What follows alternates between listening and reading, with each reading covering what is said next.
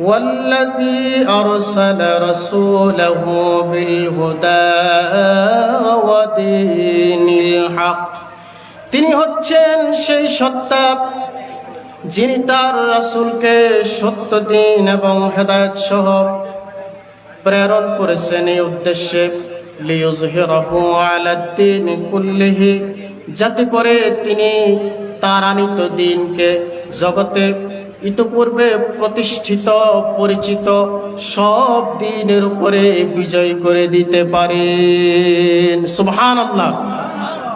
তাহলে আল্লাহ রাব্বুল আলামিন তার রাসূলকে পৃথিবীতে প্রেরণ করার কি পারপাস, কি উদ্দেশ্য আছে সেটি পরিষ্কার করে দিয়েছেন সূরা ফাতাহের মধ্যে।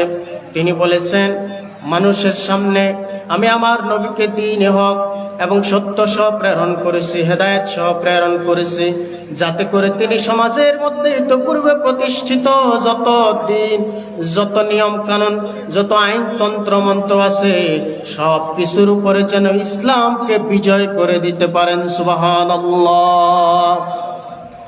আল্লাহ পাক সূরা সফের 9 নম্বর আয়াতে একই কথা রিপিট করেছেন, একটা শব্দ বৃদ্ধি করেছেন। আল্লাহ পাক বলতেছেন, ওয়াল্লাযী আরসালা রাসূলাহু বিল হুদা ওয়া দীনিল হক লিইয়ুযহিরাহু আলাদ-দীনি কুল্লিহি ওয়ালাউ কারিহাল মুশরিকুন।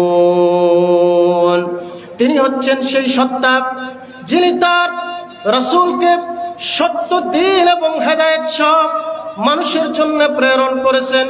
লক্ষ্য হচ্ছে একটি, যাতে করে তিনি হেদায়েত এবং এই সত্য দিনকে দুনিয়াতে প্রতিষ্ঠিত যত দিন এবং আইন ও কানুন আছে সব কিছুর উপরে যেন তিনি তার আনিত দিনকে বিজয়ী করে দিতে পারেন। সুবহানাল্লাহ। তাহলে আমাদের সামনে পরিষ্কার হলো, নবীজি হেদায়েত নিয়ে এসেছেন। নবীজি যে হেদায়েত নিয়ে এসেছেন এটা মিথ্যা নয়, সত্য হেদায়েত।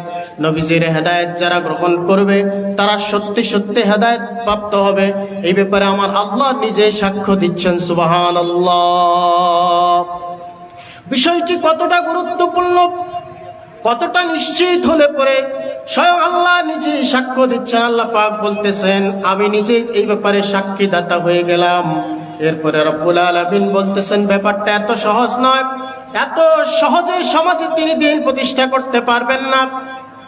কারণ ইতোপূর্বে সমাজে যে আদর্শ এবং রীতিনীতি প্রতিষ্ঠিত আছে, যারা প্রতিষ্ঠা করেছে আর যারা এটা ধারণ করেছে, যারা এটাকে রক্ষা করে চালিয়ে নিচ্ছে, তারা সেই কুফফার গোষ্ঠী কখনো নবীজির সেই দিনকে প্রতিষ্ঠিত হতে দেবে না।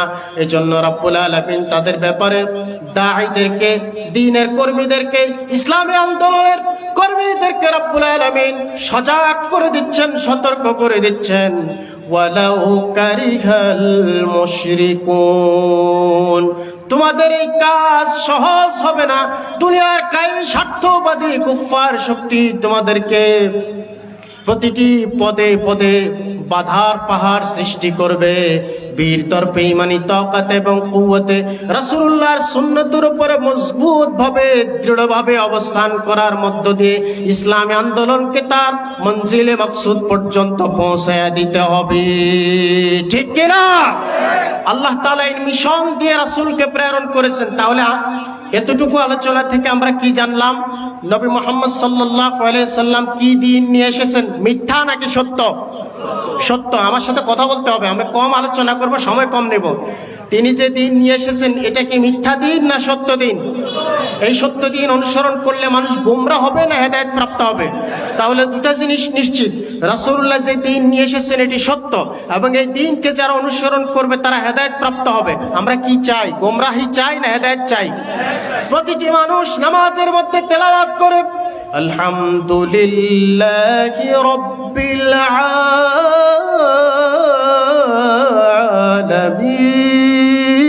আলামিন আর রহমানির রহিম মালিক ইয়াউমিদ্দিন ইয়্যাকা না'বুদু ওয়া ইয়্যাকা নাস্তাঈন ইহদিনাস সিরাতাল মুস্তাকিম, ইহদিনাস সিরাতাল মুস্তাকিম।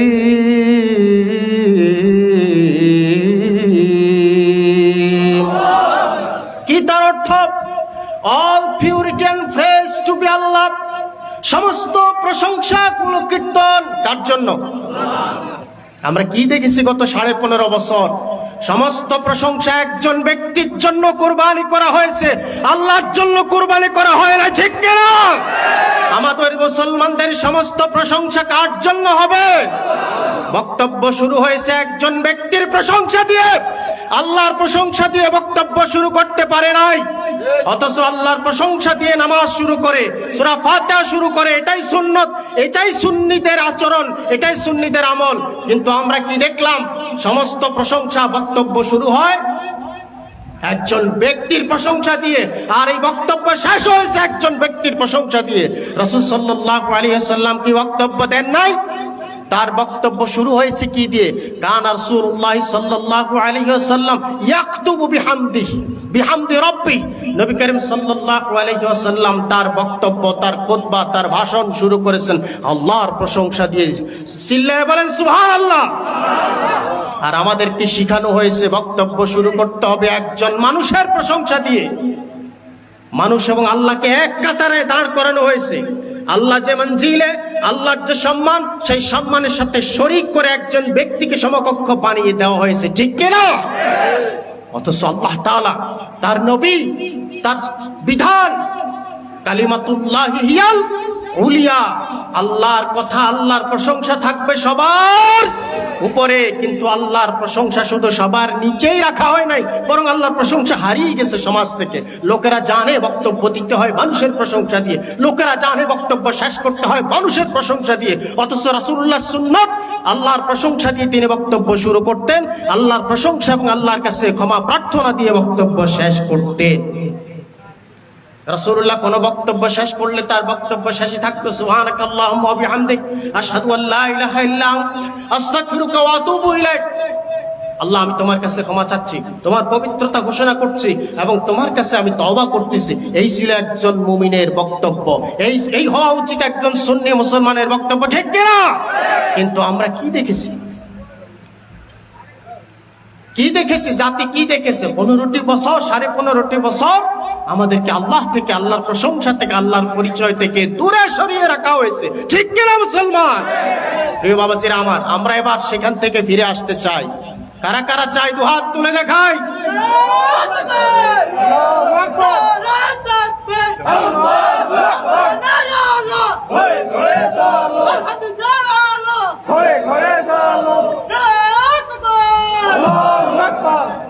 বাবাজিরা আমার, সূরা ফাতিহার মধ্যে লোকেরা রব্বুল আলামিনের কাছে প্রতিদিন আর্গুমেন্ট করে, তার কাছে দরখাস্ত করে, O milord, give me the direction of right way.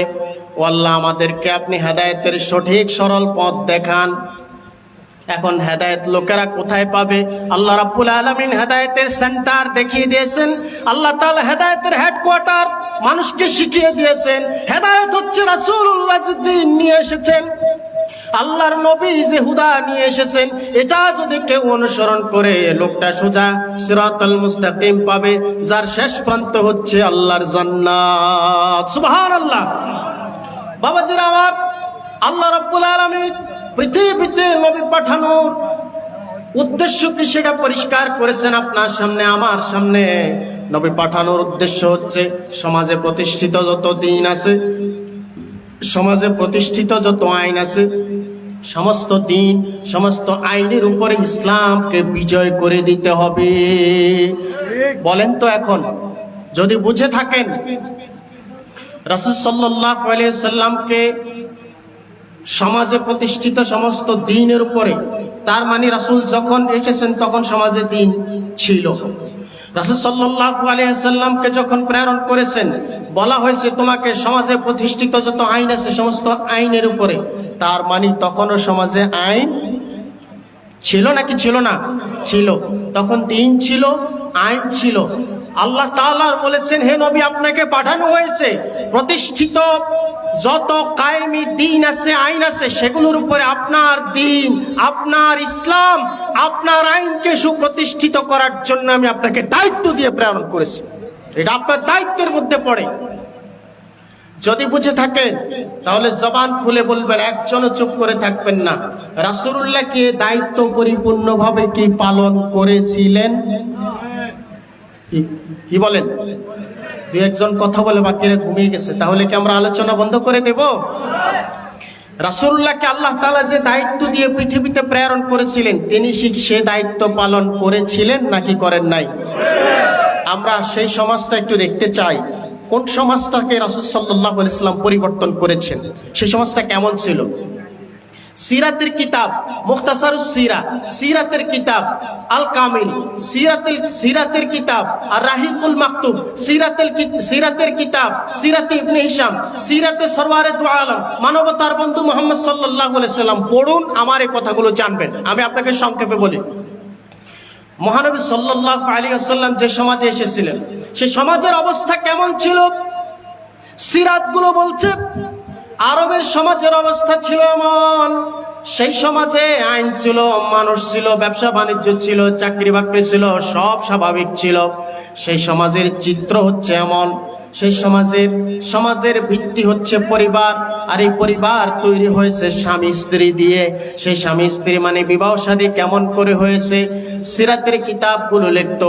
সেখানে 4 ধরনের বিয়ে শাদী ছিল। কয় ধরনের? ঘুমিয়ে গেছেন? কয় ধরনের? 4 ধরনের। এক ধরন হচ্ছে এখনকার বিয়ে শাদী যেমন তেমন, যেমন স্বামীর পক্ষ থেকে বা স্ত্রীর পক্ষ থেকে যে কোনো এক পক্ষ থেকে একটা প্রস্তাব আসে, সেই প্রস্তাব বিপরীত পক্ষ গ্রহণ করে দেনমোহরের ভিত্তিতে পারিবারিকভাবে বিয়ে শাদীর আয়োজন করা হয়, লোকজনকে দাওয়াত দিয়ে খাওয়ানো হয়। এটা একটা নিয়ম, এটা সমাজে ছিল। দ্বিতীয় আরেকটা নিয়ম হচ্ছে, একটা ঘরের উপরে একটা পতাকা টানানো হতো। কথা খেয়াল করতেছেন? একটা ঘরের উপর একটা পতাকা টানানো হতো। পতাকা টানানোর পরে লোকেরা বুঝতে পারতো এখানে একজন মহিলা আছে, তিনি আমাদেরকে ডাকতেছেন। 10 জনের কম এমন একটা সংখ্যক পুরুষ সেখানে যেত, একটা মহিলার সাথে সবাই মেলামেশা করত। মেলামেশা করার পরে মহিলাটা গর্ভবতী হতো, তারপরে বাচ্চা দিত। বাচ্চা হওয়ার পরে মহিলা ওই 10 জনকে ডাকতো। ডাকার পরে তিনি বলতেন, এই যে আমার সাথে তোমরা কি করেছো তা তো তোমরা জানো। আমার এই সন্তান তোমাদের কারো না কারো ফসল। আমার এই সন্তান, তার সাথে অমুক তোমার চেহারার মিল আছে, অতএব আমার এই সন্তানের পিতা তুমি। এই সন্তানের দায়িত্ব নিতে হবে তোমাকে। সামাজিকভাবে এটা স্বীকৃত ছিল। ওই মহিলা এই সন্তান যার বলে পরিচয় দিত, ওই ব্যক্তিকে এই সন্তান নিয়ে লালন পালন করা লাগতো। বলেন তো এটা কি হালাল না হারাম? বাবাজিরা আমার, এরকম একটা আইন সমাজে প্রতিষ্ঠিত ছিল এবং এটা রাষ্ট্রীয় আইন, কেউ বাধা দিত না। এটা কোনো অন্যায় ছিল না, সামাজিকভাবে এটার স্বীকৃতি ছিল। আরেকটা হচ্ছে কানার রাজুলু ইয়াকুলু লিমরাতিহি, হাদিসের মধ্যে এসেছে একজন স্বামী তার স্ত্রীকে বলতো, ইযহাবি ইলা ফুলানিন, অমুক ব্যক্তির কাছে যাও, ফাস্তাবদিই মিনহু, তার থেকে তোমার লজ্জাস্থান ব্যবহার করে গর্ভবতী হও। সেখান থেকে গর্ভবতী না হওয়া পর্যন্ত স্বামী তার সাথে মেলামেশা করতো না। হাত্তা ইয়াবদা হামলাহা, যতক্ষণ না তার গর্ভধারণের চিহ্ন পরিষ্কার না হতো, পেটে বাচ্চা এসে সেটা পরিষ্কার না হওয়া পর্যন্ত স্বামী মেলামেশা করতো না। যাতে করে এটা প্রমাণ হয় যে এই স্বামী আমার নয়, যার কাছে পাঠানো হয়েছে তা এই সন্তান আমার নয়, যার কাছে তাকে প্রেরণ করা হয়েছে তার সন্তান। উদ্দেশ্য কি ছিল? যাতে করে উচ্চ বংশের বীজ পায়, উচ্চ বংশের বাছুর পয়দা করতে পারে, উচ্চ বংশের সন্তান পয়দা করতে পারে। এই উদ্দেশ্যে নিজের স্ত্রীকে স্বামী আরেকজনের কাছে প্রেরণ করত। সামাজিক নিয়ম ছিল এটা। বলেন তো এটা হালাল না হারাম? চতুর্থ নম্বর হচ্ছে, একজন মহিলা থাকতো, তার ঘরের সামনে আগুন জ্বালানো হতো, অনেক উপর দিয়ে ধোঁয়া উড়ে যেত। দূর দূরান্ত থেকে লোকেরা বুঝতে পেত এখানে একজন মহিলা আছে। অনেক সংখ্যক পুরুষ এই মহিলার কাছে এসে পালাক্রমে মেলামেশা করত।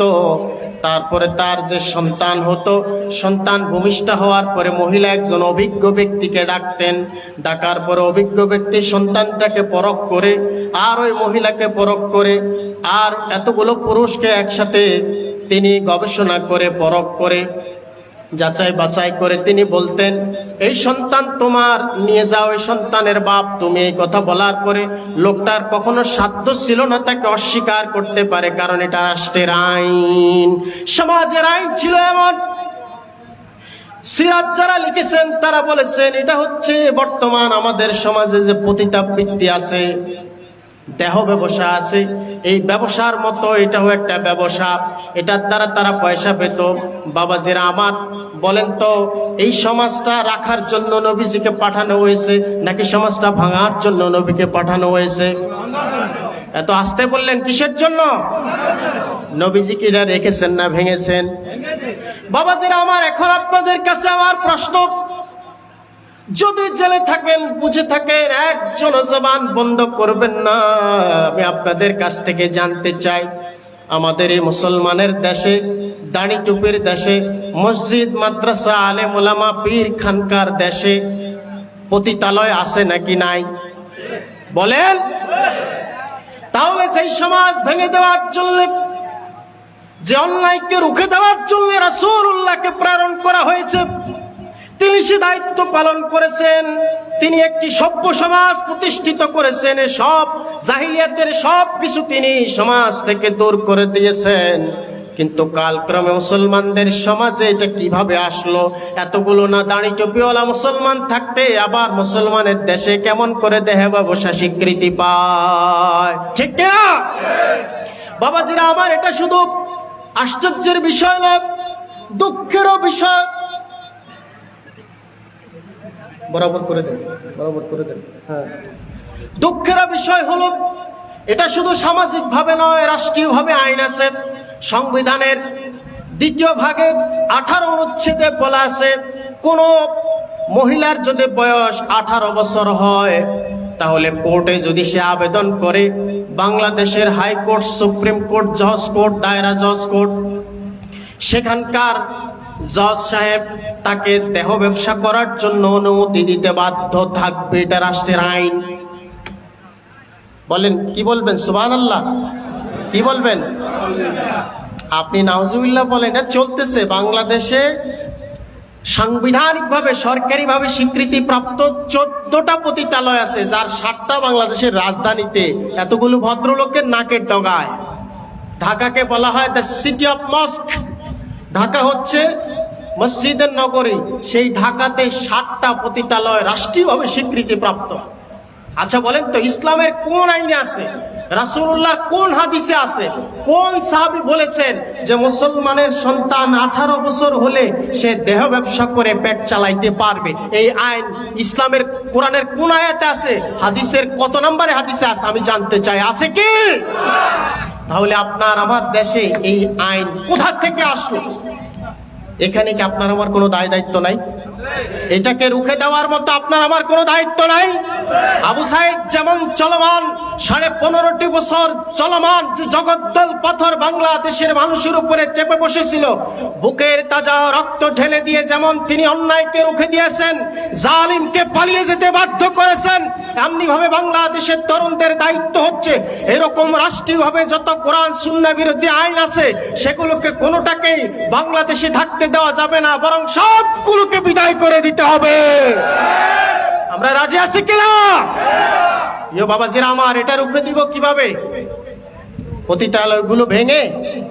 না না ভাইরা, এটা না, এটা না। আপনি একটা পতিতালয় ভাঙবেন, হাইকোর্ট আরো 10টা পতিতালয় গড়ার আদেশ দিবে। কয়টা ভাঙবেন?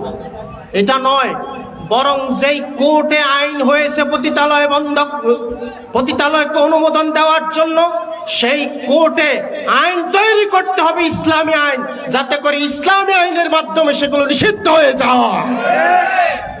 নবীজি যে সমাজটাকে ভেঙে দেওয়ার জন্য আল্লাহ তাআলা প্রেরণ করেছেন, সেই সমাজে আর কি ছিল? সেই সমাজে ছিল সুদ। তাদের অর্থ ব্যবস্থা ছিল আমাদের মতো, বেচাকেনা ছিল, লেনদেন ছিল। সেই অর্থ ব্যবস্থা ছিল সুদ। বুঝে থাকলে বলেন তো, আপনার আমার সমাজে সুদ আছে নাকি নেই? এত আসতে বললেন। সুদের সবচাইতে বড় ফজিলত হচ্ছে আল্লাহ তাআলার সাথে যুদ্ধ করা। পারবেন আল্লাহর সাথে যুদ্ধ করতে? কোন দিকে গেল ফ্যানটা? আল্লাহর সাথে যুদ্ধ করে পৃথিবীর কোন বাহিনী টিকতে পারবে? নমরুদ পেরেছে, ফেরাউন পেরেছে, তাহলে আর কে পারবে? হিটলারও তো পারেনি। প্রিয় বাবাজিরা আমার, আল্লাহ যারা সুদ দেয়, যারা সুদ নেয়, আর যারা সুদের সমর্থন করে, সাক্ষ্য দেয়, লিখে, তারা সবাই এমন অপরাধ করে। তার সবচেয়ে বড় অপরাধ হচ্ছে আল্লাহ তাআলার সাথে যুদ্ধ করা, রাসূলুল্লাহর সাথে যুদ্ধ করা। বলেন নাউজুবিল্লাহ। সুদের সবচাইতে ছোট গুনাহ হলো নিজের আপন মায়ের সাথে জিনা করা। নাউজুবিল্লাহ তো বলতেছেন। এই সুদ আপনার আমার সমাজে আছে নাকি নেই? রাষ্ট্রীয়ভাবে সুদ আছে। আমাদের রাষ্ট্রের আইন হচ্ছে এমন, আপনি যদি যাকাত না দেন আপনার বিরুদ্ধে কোনো মামলা হবে না, পুলিশ গ্রেফতার করবে না, আপনাকে কেউ খারাপ বলবে না। কিন্তু যদি আপনি সুদ না দেন আপনার বিরুদ্ধে মামলা হবে, আপনাকে পুলিশ গ্রেফতার করবে। এই হচ্ছে আপনার আমার বাংলাদেশ। লোকেরা বলে 5ই আগস্টের পরে বাংলাদেশ স্বাধীন হয়েছে। আমি হাসি আর আখি চলে ভাসি। 5ই আগস্টের পরে বাংলাদেশ স্বাধীন হয়েছে। বাংলাদেশ স্বাধীন হওয়ার পথ উন্মুক্ত হয়েছে, কিন্তু বাংলাদেশ এখনো স্বাধীন হয় নাই।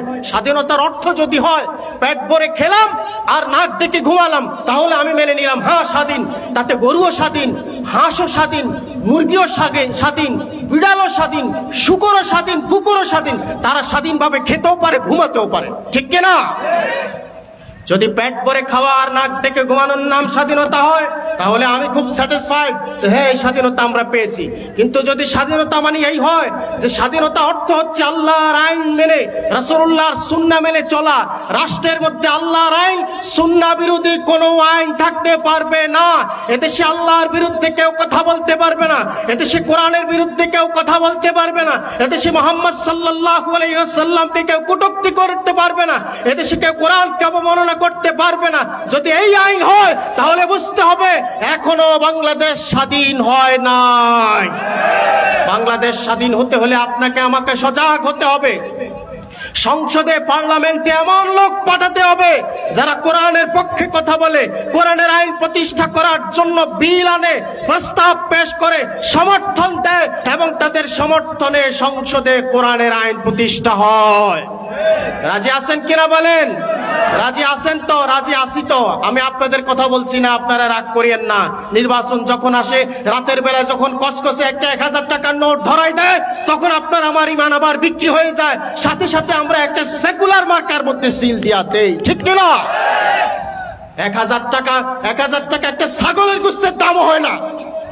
1 কেজি খাসির গোস্ত কত বলেন না কেন? কত? এই এখন আর কথা বলবেন না, নিজের ক্ষেতে হাল পড়েছে, এখন আর কথা বলবেন না। 1 কেজি খাসির গোস্ত কত? ঢাকাতে 1400 টাকা। 1 কেজি ছাগলের দামও আপনাকে দিল না। আপনি কি নামাজি, কি হাজি, কিসের মুসল্লি, ঠিক কিনা? নির্বাচন আসে, নির্বাচন যায়, আমাদের ভাগ্য খোলে না। জালিম ফুলে ফেপে বড় হয়, আর মাজলুম আরো মাজলুম হয়, কোরআন আরো বেশি লাঞ্ছিত হয়। এতগুলো 95% মুসলমান থাকতে আমরা কেন কোরআনের একটা দেশ বানাতে পারলাম না? এটা আমার বড় প্রশ্ন আপনাদের সামনে। কিসের নামাজ, কিসের হজ, কিসের তাহাজ্জুদ? নবী করিম সাল্লাল্লাহু আলাইহি ওয়াসাল্লাম বলতেছেন, আমাকে আপনারা 9টায় দিলে আমি কথা বলতাম। আমার কথা বলার মোট ছিল 9:30 9টা। তখন আসলে একটা সময় নিয়ে কথা বলতাম, দূর থেকে আসছি।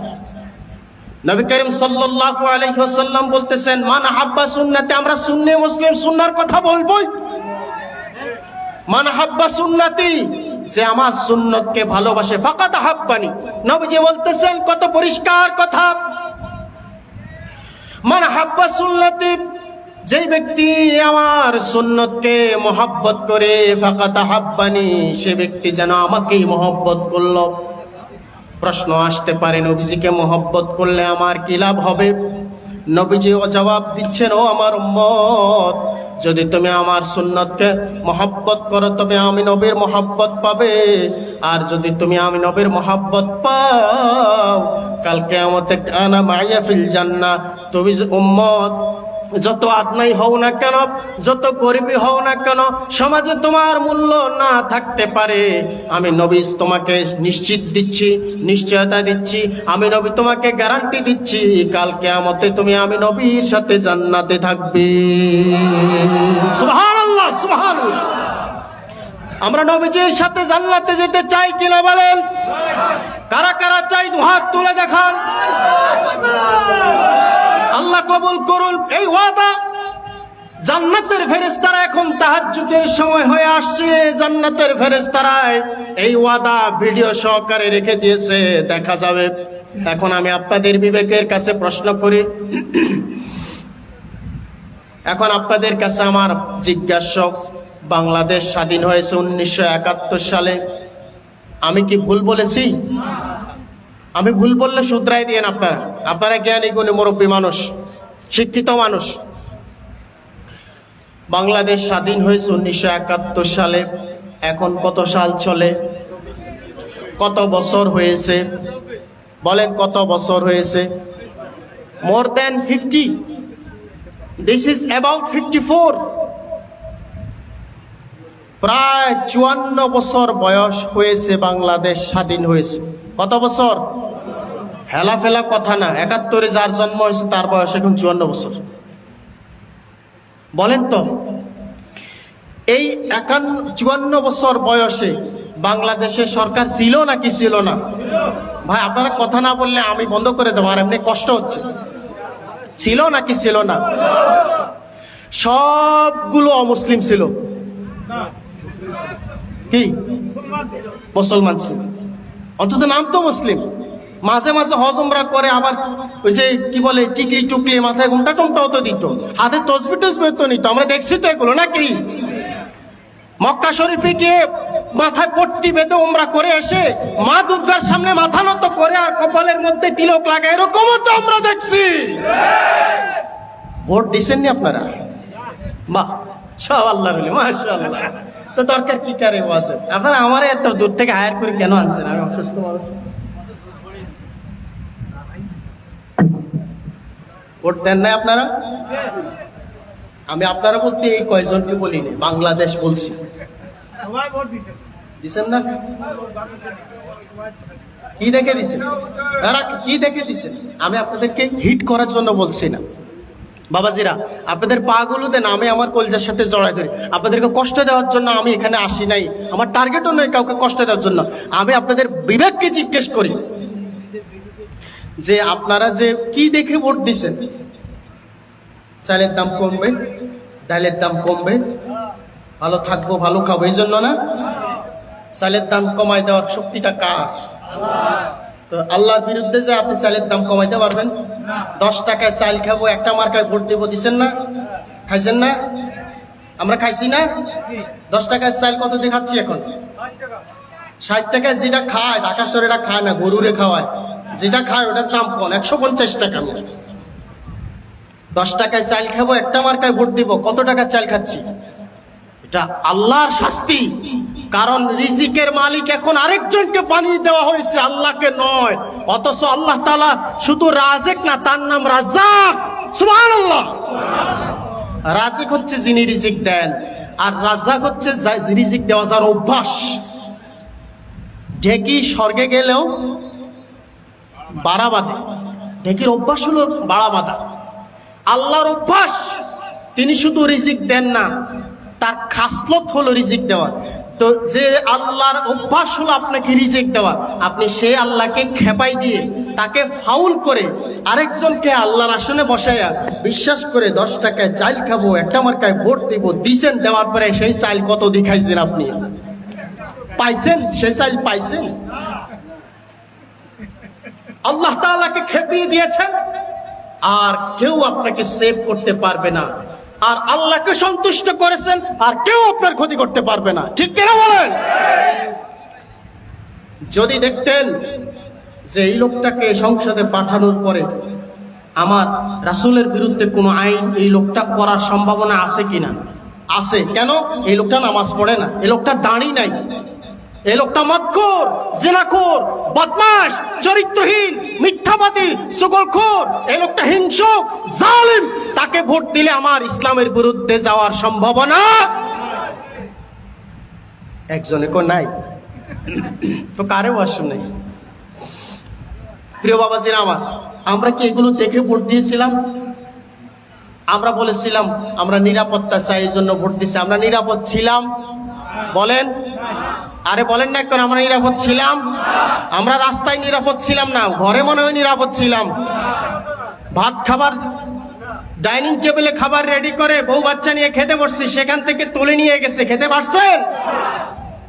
আল্লাহ খাওয়াবে না। কারণ আপনি আমি 54টা বছর দেখলাম, যে যায় লঙ্কা সেই হয় রাবণ, যে যায় ঠাকুর করে সেই কলা খায়। এটা দেখার পরেও আবার পাঠাইলাম, তারপরে আবার পাঠাইলাম, তারপরে আবার পাঠাইলাম, তারপরে আবার পাঠাইলাম। অথচ আমাদের কি নীতি? আমরা যখন একজন ইমাম সাহেব নিয়োগ দিই, মসজিদের ইমাম সাহেব, আমি অনেকগুলো কথা নিয়ে আসছি, জানি না আপনাদের ধৈর্য হবে কিনা। আমি কি বলবো না বন্ধ করে দেব? আপনারা আমাকে একটু দোয়া করে দেন, আল্লাহ যেন আমাকে কথাগুলো বলার তৌফিক দেয়। আমার এখন কান, নাক, গলা এমন পজিশনে আসছে যে অপারেশন করা ছাড়া আর উপায় নেই। এই জন্য আমি শুরুতে আপনাদের দোয়া চাইছি যে আমি যেন কতটুকু বলতে পারি, না হলে আমারও কষ্ট থাকবে, আপনাদেরও কষ্ট থাকবে। বাবাজিরা আমার, একটা হাদিস আছে, একটু মন দিয়ে শোনেন। আমি আস্তে আস্তে কথা শেষের দিকে যাচ্ছি। ইন্নাল আবদা, সহিহ বুখারীর 1338 নম্বর হাদিস, আপনি সুযোগ থাকলে দেখে নিন। ইন্নাল আবদা ইদা উদিআ ফি কবরিহি ওয়া তাওয়াল্লা আসহাবুহু, যখন কোনো ব্যক্তিকে কবরে রাখা হয় এবং তার সাথী সঙ্গীরা তাকে কবরে রেখে কবর দিয়ে চলে যায়, লা ইয়াসমাউ কারআ নিআলিহি, তারা চলে যাচ্ছে আর কবরে শোয়া ব্যক্তি তাদের স্যান্ডেলের আওয়াজ, জুতার আওয়াজ শুনতে পাচ্ছে কবর থেকে। আতাহু মালাকানে, তখন তার কাছে কবরে 2 জন ফেরেশতা আছে। কয়জন? 2 জন। ফায়াকুদাহু, তারা তাকে শোয়া থেকে তুলে বসান। ফায়াকুলানে, তারা দুজনে তাকে জিজ্ঞেস করে, মা কুনতা তাকুলু ফি হাদার রাজুল মুহাম্মাদিন সাল্লাল্লাহু আলাইহি ওয়াসাল্লাম। তারা দুজন জিজ্ঞেস করে, নবীজিকে দেখায়, দেখানোর পরে তাকে জিজ্ঞেস করে, এই লোক সম্পর্কে তুমি কি জানো, কি বলতা, বলো। ফাআম্মাল মুমিন, যদি লোকটা মুমিন হয়, ফায়াকুলু আন্নী আশহাদু আন্নাহু আবদুহু ওয়া রাসূলুহু, আন্নাহু আব্দুল্লাহি ওয়া রাসূলুহু। যদি লোকটা মুমিন হয় তাহলে সে সাক্ষ্য দিবে দৃঢ়ভাবে, দৃঢ় পদে, দীপ্ত কণ্ঠে, উচ্চকিত হয়ে সে জবাব দিবে, আমি সাক্ষ্য দিচ্ছি তিনি হচ্ছেন আল্লাহর বান্দা এবং রাসূল। এই কথা শোনার পরে ফেরেশতারা বলবে, ফানজুর ইলা মাকাদিকা মিনান নার, ওই যে জাহান্নামে তোমার একটা জায়গা আছে, সেদিকে তাকাও, জাহান্নামের জায়গা দেখো। এই কথা বলার পরে মুমিন নার্ভাস হয়ে যাবে, মুমিন বেকারার হয়ে যাবে, বলবে, প্রশ্ন যেমন করেছে জবাব তো আমি ঠিক মতো দিলাম, কিন্তু আমাকে জাহান্নাম দেখানো হচ্ছে। লোকটা ভয় পেয়ে যাবে, হয়রান হয়ে যাবে। তারপরে ফেরেশতারা বলবে, ফাকাদ আবদালাকাল্লাহু বিহি মাকাদাম মিনাল জান্নাহ, আল্লাহ তাআলা এই জাহান্নামের জায়গার পরিবর্তে তোমাকে একটা জান্নাতের বালাখানা দান করেছে। বান্দা খুশি হয়ে যাবে। হাদিস বলছে, ফায়ারাহুমা জামিয়া, সে একই সাথে জাহান্নাম এবং জান্নাত দুটো জায়গায় দেখতে পাবে। জাহান্নাম দেখার পরে তার কলিজা মোচড় দিয়ে উঠবে, উত্তর সঠিক দেওয়ার পরেও আমাকে কেন জাহান্নামে নিক্ষেপ করা হবে, কিন্তু জান্নাতের জায়গা দেখানোর পরে লোকটা খুশিতে আনন্দে উদ্বেলিত হবে। আল্লাহর কাছে দোয়া করে, আল্লাহ যেন আমাদেরকে জান্নাতি হিসেবে কবুল করুন।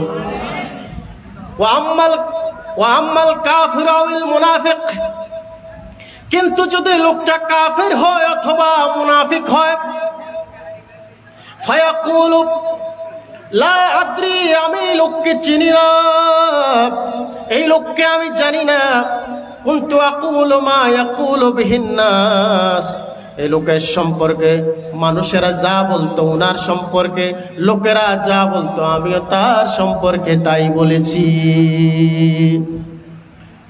এখন আপনাদের কাছে আমার যেটা জানতে চাওয়া, কাফের কাকে বলে? আমরা সবাই জানি কাফের কাকে বলে। যিনি মুসলমান নন তাকে কাফের বলে, এটা আমরা সবাই জানি।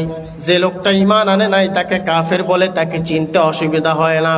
কিন্তু এরপরে বলা হয়েছে ইম্মাল কাফির আউল মুনাফিকু, যদি কাফের কিংবা মুনাফিক হয়। এখন মুনাফিক কাকে বলে আমরা তো তা চিনি না।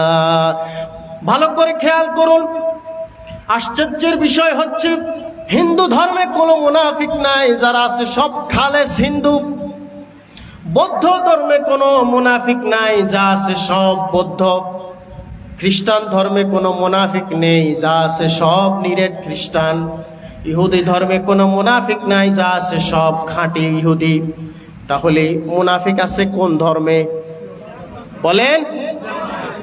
ইসলাম ধর্মে মুনাফিক আছে। মুনাফিকরা বলে একটা করে আরেকটা। মুনাফিকরা দেখতে একরকম কিন্তু তার ভেতরটা। মুনাফিকরা মাথায় পট্টি বাঁধে, ওমরা করে, আর মাঝে মাঝে মুসলমানদের কাছে গিয়ে আল্লাহর সুনাম করে, ইসলামের সুনাম করে। কিন্তু যখন মা দুর্গার সামনে যায় কিংবা গৌতম বুদ্ধের বুদ্ধ পূর্ণিমাতে কোনো অনুষ্ঠানে যায়, সঙ্গে সঙ্গে ভুল পাল্টায় আর বলে গৌতম বুদ্ধর পৃথিবীতে আসার ফলে দুনিয়াতে শান্তি ছড়িয়ে পড়েছে। কিংবা মা দুর্গার সামনে গিয়ে বলে মা দুর্গার আশীর্বাদে এই বছর ক্ষেতের মধ্যে ফসল বেশি হয়েছে, বলেন নাউজুবিল্লাহ। এ ধরনের বহু মুনাফিক আমাদের সমাজে আছে নাকি নাই? বাবাজিরা আমার, মুনাফিকরা তারা তাদের অবস্থা পরিবর্তন করে ক্ষণে ক্ষণে। তারা ভেতরে একটা বাইরে একটা, যা বলে তা করে না, যা করে তা বলে না, ভেতরেরটা লুকায়। মুনাফিক শব্দটি এসেছে নফক থেকে। যারা হজ করতে গিয়েছেন কিংবা আরব দেশে যারা চাকরি বাকরি কিংবা বেড়াতে গিয়েছেন তারা নফকটা ভালো বুঝেন। যারা হজ করতে গিয়েছেন তারা হয়তো বেশি বুঝবেন, বেশি চিনবেন। রাসূল কাবা ঘরের অ্যাঙ্গেল কোনায় হচ্ছে রাসূলুল্লাহ সাল্লাল্লাহু আলাইহি সাল্লামের বাড়ি, তার পাশেই হচ্ছে আবু জাহেলের বাড়ি। রাসূল এবং আবু জাহেলের বাড়ির মাঝখান দিয়ে পেছন বরাবর দুটা সুড়ঙ্গ আছে। এই সুড়ঙ্গ দিয়ে হেঁটে লোকেরা তাওয়াফ করে হজের সময় মিনায় চলে যায়। আমি মিনা থেকে তাওয়াফ করে এই সুড়ঙ্গ দিয়ে হেঁটে কাবা ঘরে এসে তাওয়াফ করে গেছি। এটাকে নফক বলা হয়। নফক মানে কি? একটা সুড়ঙ্গ যার উভয় প্রান্ত খোলা, ভেতরে কিছু থাকে না, একদিক দিয়া ঢোকে আরেক দিক দিয়া। মুনাফিক হচ্ছে এমন, তার ভেতরে একদিক দিয়ে ঈমান ঢুকে আরেক দিক দিয়া বের হয়ে চলে যায়, তার ভিতরে ঈমান থাকে না।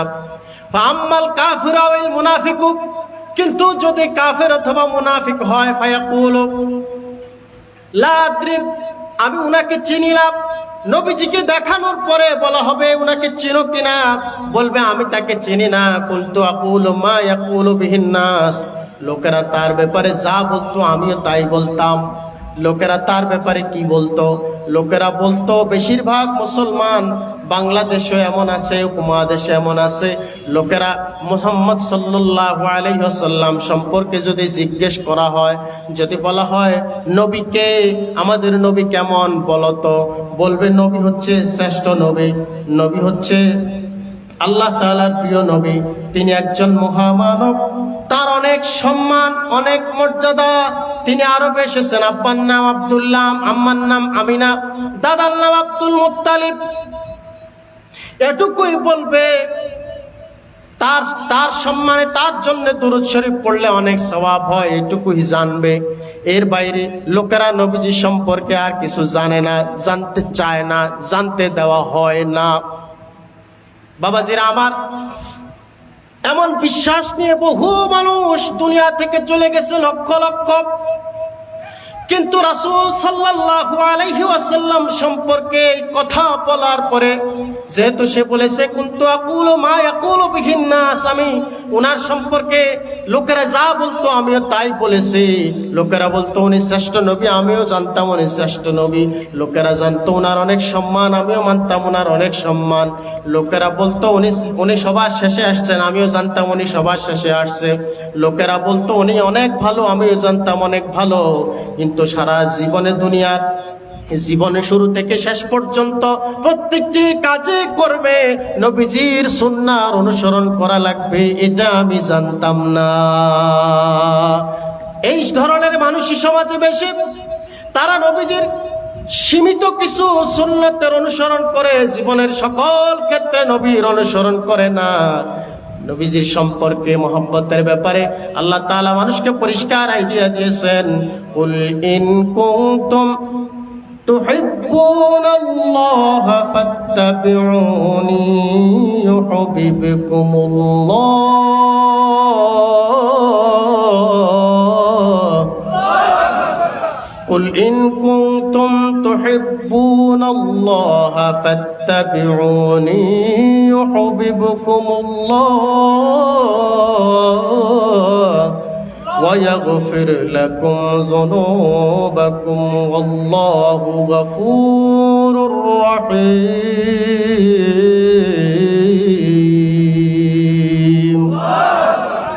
ও নবী আপনি বলুন, if they want to love me they must follow you, then I will love them। ও নবী আপনি বলুন, যদি তোমরা আল্লাহকে ভালোবাসতে চাও তাহলে আমি নবীর অনুসরণ করে যাও। কার অনুসরণ বলেন? যদি তোমরা আল্লাহকে ভালোবাসতে চাও, এমন কোন মানুষ নেই যে আল্লাহকে ভালোবাসে না। আল্লাযীনা আমানু আশাদ্দু হুব্বান লিল্লাহ, যারা ঈমানদার তারা আল্লাহকে সবচাইতে বেশি ভালোবাসে। আল্লাহ তাআলা বলতেছেন, যদি তোমরা আমাকে ভালোবাসতে চাও তাহলে আমি নবী আপনি বলুন তোমরা আমি নবীর অনুসরণ করে যাও। এই নবীর অনুসরণ একটা ব্যাপক শব্দ, জীবনের সীমিত সব পরিসরে অনুসরণ করতে বলা হয় নাই, বরং মিনাল মাহাদি ইলাল্লাহ, ফ্রম বার্থ টু ডেথ, জীবনের শুরু থেকে শেষ পর্যন্ত সকল ক্ষেত্রে নবীর অনুসরণ করতে বলা হয়েছে। ব্যাপারটা যদি এমন হয়, ইউহিব্বুকুমুল্লাহ, আল্লাহ অবশ্যই তোমাদেরকে ভালোবাসবেন। শুধু এখানেই শেষ নয়, ভালোবাসার লেনা দেনা হলো ইয়াগফির লাকুম যুনুবাকুম, তিনি তোমাদের সমস্ত গুনাহ খাতা মাফ করে দিবেন। সুবহানাল্লাহ। ওয়াল্লাহু গফুরুর রহিম। আপনারা আমার সাথে কি শত্রুতা করেন নাকি? বাতাস খাওয়াবেন না? হ্যাঁ, তাহলে এটা আগাই দেন, আর নাহলে কোন দেন মানে আচ্ছা, তাহলে ঠিক আছে, আপনাদের যে সুবিধা হয় বুঝতে পারছেন, ঠিক আছে। না না, এখান থেকে বললে হবে না, ঠিক আছে। তবে একটু আমাকে ভাগ একটু দিয়েন বাবাজিরা আমার। আল্লাহ তাআলা হচ্ছেন ক্ষমাশীল, তিনি তোমাদের সমস্ত গুনাহ খাতা মাফ করে দিবেন। এখানে শর্ত হচ্ছে রাসূলুল্লাহর অনুসরণ করা লাগবে। রাসূলুল্লাহকে আনুগত্য করলে পরে আল্লাহ ক্ষমা করবেন, কিন্তু রাসূলুল্লাহকে আংশিক জীবনের সকল ক্ষেত্রে, আপনার পরিবার চলে পশ্চিমাদের ধাঁচে, আমেরিকান ধাঁচে, আপনার চুলের কাটিং ক্রিশ্চিয়ানো রোনালদোর মতো, মেসির মতো, আপনার ঘরে সিনেমা চলে, আপনার ঘরে পর্দা নাই, আপনার দেশের অর্থনীতি সুদে চলে, আপনার দেশে কোরআন বিরোধী সমস্ত আইন আছে, অথচ আপনি এই ক্ষেত্রে আপনার কোনো দুঃখ নাই, আপনার কোনো আফসোসও নাই, আপনার কোনো পরিকল্পনাও নাই যে আহা আমার রাসূলের এমন কোন সুন্নত বাকি ছিল, কোন সুন্নত বাকি আছে। মানব জীবনের জন্য যা প্রয়োজন রাসূলুল্লাহর মধ্যে তা আল্লাহ তাআলা দিয়েছেন। লাকাদ কানা লাকুম ফি রাসূলিল্লাহি উসওয়াতুন হাসানা, তোমাদের জন্য রাসূল সাল্লাল্লাহু আলাইহি সাল্লামের মধ্যেই রয়েছে সর্বোত্তম আদর্শ। কোন আদর্শ রাসূলের মধ্যে যেটা নেই আমাদের জন্য আরেকজন থেকে হাওলাত করতে হয়, পশ্চিমাদের অনুসরণ করতে হয়? রাসূলুল্লাহ একটা রাষ্ট্র চালিয়েছেন, ইসলাম অনুযায়ী কোরআন অনুযায়ী রাষ্ট্র পরিচালনা করা একটা কি সুন্নাত। কোরআন অনুযায়ী দেশ চালানো এটা কি সুন্নাত। লোকেরা জানেও না, কথাও বলেন। লোকেরা মনে করে শুধু দাঁড়িয়ে রাখা সুন্নত, দাঁড়িয়ে রাখা একটা বড় সুন্নত, এটা ফরজকে মানার জন্য সহায়তা করে। কিন্তু ইসলামী অর্থনীতি এটা একটা বড় সুন্নত, ইসলামী আইন ও শাসন ব্যবস্থা একটা সুন্নত, ইসলামী সরকার ব্যবস্থা একটা সুন্নত, পর্দা মেনে চলা আরো বড় সুন্নত, শরীয়তের ভাষায় ফরজ, রাসূলুল্লাহর অনুসরণ এটা আরো বড় সুন্নত। কিন্তু এগুলো কি আমাদের সমাজে আছে? তো এই সুন্নত কে কায়েম করবে? না, এটা শুধু হুজুরদের উপরে দায়িত্ব দিয়েছেন যে এটা হুজুরদের কাজ। আমরা হুজুর আমরা আসি, আপনি এগুলো বলেন খুব ভালো লাগে, আমরা আসি, তবে আমরা এগুলো মানতে রাজি না। প্রিয় বাবাজিরা আমার, কুনতু আকুলু মা ইয়াকুলু বিহিন নাস, লোকেরা রাসূল সম্পর্কে যা জানতো বলতো আমিও তাই বলেছি। লোকেরা জানতো উনি শ্রেষ্ঠ নবী, উনি ভালো নবী, ওনার অনেক মর্যাদা, আল্লাহর প্রিয় বন্ধু। কিন্তু জীবনের সকল ক্ষেত্রে নবীজিকে মানতে হবে, লোকেরা এই কথা বলতো না, আমিও বলি নাই, লোকেরা জানতো না, আমিও জানি নাই। তখন ফেরেশতারা উত্তর দিবে, মা করাতা ওয়া মা দারাইতা, নবী কি জিনিসটা তুমি জানো নাই, বুঝো নাই। নবী কি জিনিসটা তুমি জানো না, বুঝো না। তুমি মনে করেছো নবী শুধু 2-4টা সুন্নত মানার নাম নবী? বরং জীবনের সকল ক্ষেত্রে শুরু থেকে শেষ পর্যন্ত রাসূলুল্লাহর সমস্ত সুন্নত মানার নাম নবীর উম্মত। আংশিক নয়, 16 আনা। আংশিক নয়, 16 আনা। বাবাজিরা আমার, লোকেরা নবীর সুন্নত মানে নামাজে, নবীর অনুসরণ করে নামাজে, সমাজে নয়।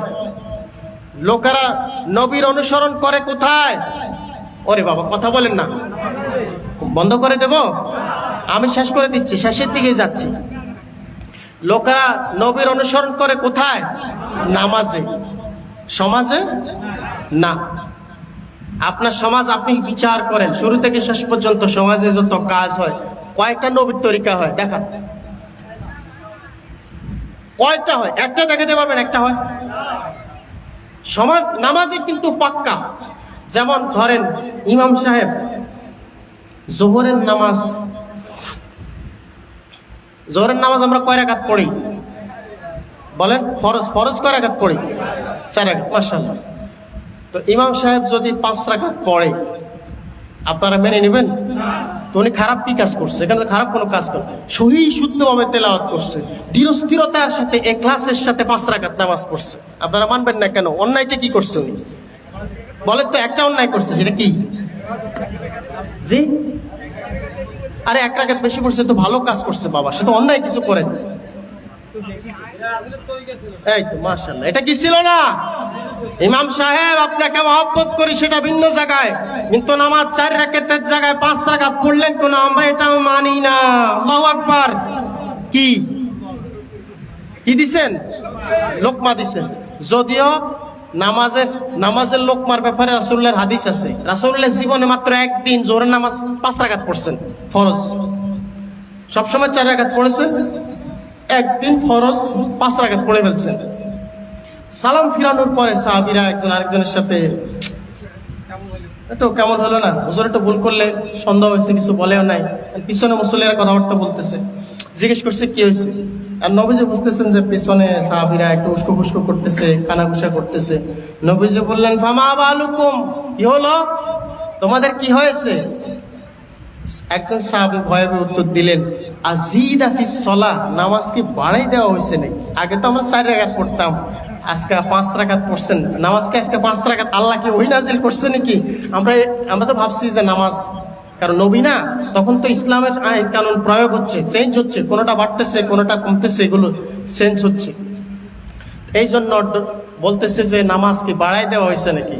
নবীজি বললেন, না, নামাজ তো বাড়াই দেয় নাই, 4 রাকাতই তো কিছু হয়েছে নাকি? বলে, হ্যাঁ, নামাজ 5 রাকাত হয়ে গেছে। তো বললে, তোমাদের কি হলো, তোমরা আমাকে বললা না কেন? আর তাসবিহু লিরিজাল ওয়া তাসফিকুল নিসা। কি দিলাম এটা? পুরুষ মানুষ মুক্তাদি হলে পিছনে তারা তাসবিহ বলবে, ইমাম সাহেবকে সংশোধন করার জন্য কি বলবে? তাসবিহ। তাসবিহ কি বলেন তো? তাসবিহ কি? আলেমেরা বলেন না। তাসবিহ কি? আল্লাহু আকবার কি? তাসবিহ কি করে? হ্যাঁ, সুবহানাল্লাহ সুবহানাল্লাহ সুবহানাল্লাহ, এই তো তাসবিহ। আর তাসবিহু লিররিজাল ওয়া তাসবিহু লিন-নিসা। মুক্তাদি যদি পুরুষ হয় তাহলে সে বলবে সুবহানাল্লাহ। না হুজুর কাজটা ঠিক করেন নাই, আপনারা মহব্বত করে সেটা ভিন্ন কথা, কিন্তু তাই বলে কি আপনি রাসূলুল্লাহ নিয়মের বাইরে যাই 5 রাকাত পড়লে আমরা মানবো নাকি? হুজুর কাজটা কিন্তু ঠিক হয় না, সুবহানাল্লাহ হুজুর, হুজুর আল্লাহু আকবার, কাজটা কিন্তু ঠিক করেন নাই। এই কাজ 3 বার বলার পরে যদি হুজুর ঠিক না হয় কি করবেন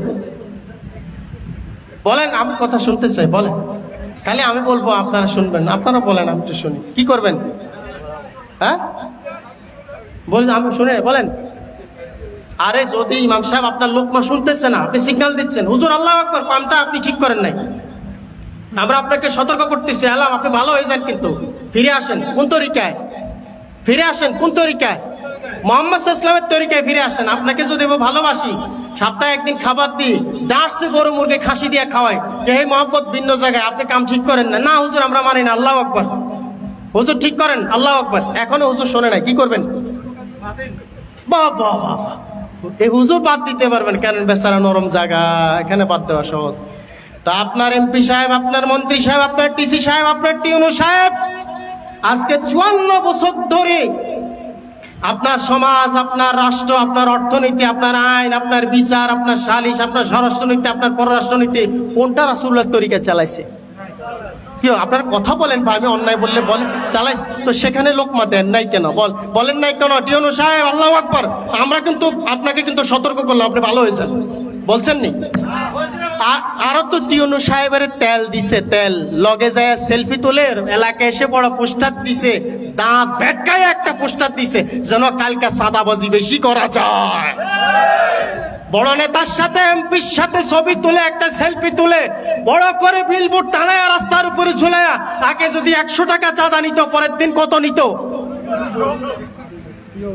কবে লোকমা দিয়েছেন আপনারা? কবে লোকমা দিবে মুসলমান? 55 বছর পেরিয়ে যাবে, কবে লোকমা দিবে? মসজিদের ইমাম সাহেবকে নরম পায়ে এখানে লোকমা দিলেন, ইমাম সাহেব বের করে দিবেন, খাওয়া বন্ধ করে দিবেন, বেতন বন্ধ করে দিবেন, বিচার বসাইবেন। তো আপনার সমাজের ইমাম, আপনার রাষ্ট্রের ইমাম আজকে 55 বছর ধরে কোরআনের বিরুদ্ধে, রাসূলুল্লাহ সুন্নাহর বিরুদ্ধে, আপনি একটা লোকমাও তো দিলেন না, ঠিক কি না? তো কবে লোকমা দিবে? সেখানে লোকমা দেয় না লোকেরা, কেন?